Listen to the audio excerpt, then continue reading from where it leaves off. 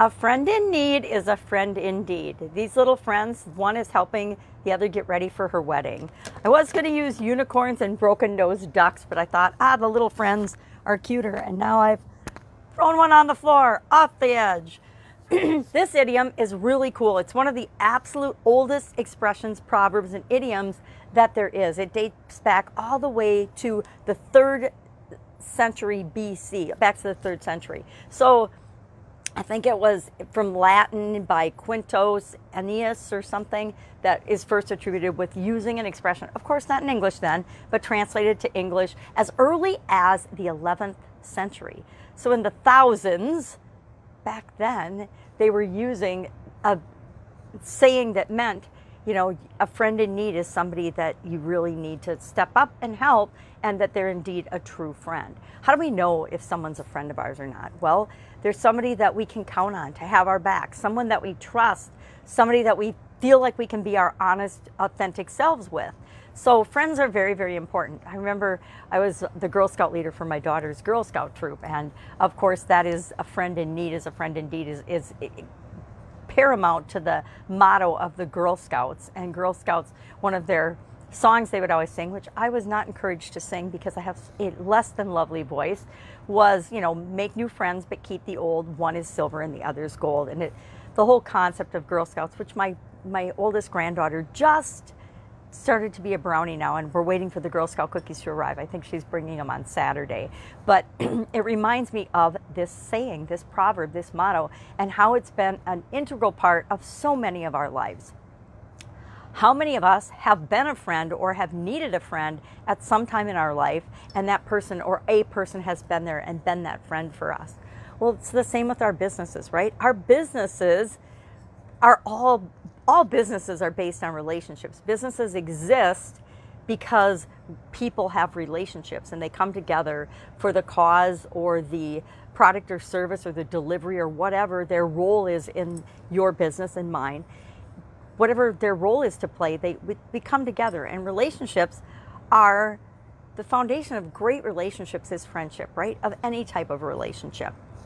Now, what does that mean for our businesses? It means that as the leader and the owner of our businesses, it's our responsibility to provide an environment that when we bring someone into our organization, hopefully we hire a good fit for our organization that's aligned with our goals and values and what we're doing as a company.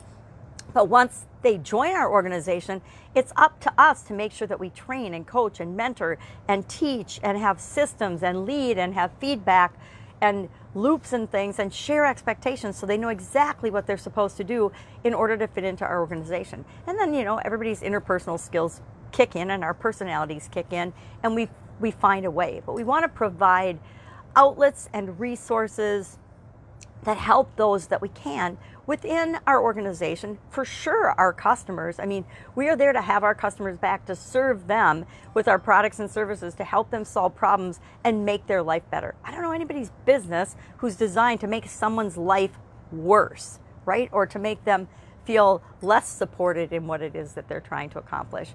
So we want to really serve and provide for the people that we can in whatever way fits and feels right for your organization.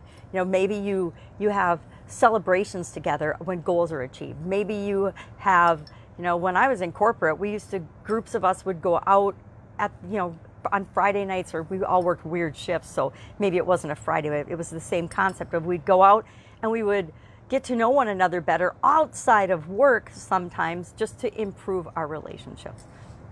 And it's important that we realize all of our businesses exist because of relationships with our customers, relationships with our partners, relationships with our associates, relationships with our vendors and suppliers, and everybody. Our world is so interconnected, and if we forget that, if we forget to be a friend, if we forget to notice when someone needs a friend, then are we really serving ourselves and humanity? Not so much. I think we always want to treat people the way we want to be treated, and that means being kind and being a friend and being aware of other people's situations and how you can help and serve them in any way that you might be capable of doing.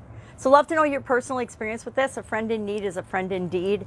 I'm sure we all have stories of friends that we've rescued, and then friends that have helped us in a time that wasn't ultimate or awesome for us. We all have ups and downs in our life, and it's awesome to know that there's other human beings out there that we can turn to.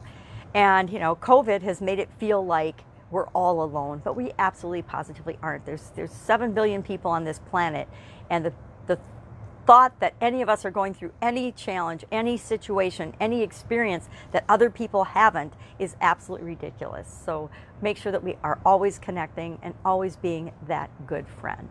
All right, have an amazing day. I'll, of course, be with you tomorrow with another interesting idiom. What does it mean? Where does it come from? And how might you use it in your life and your business right now? Take care.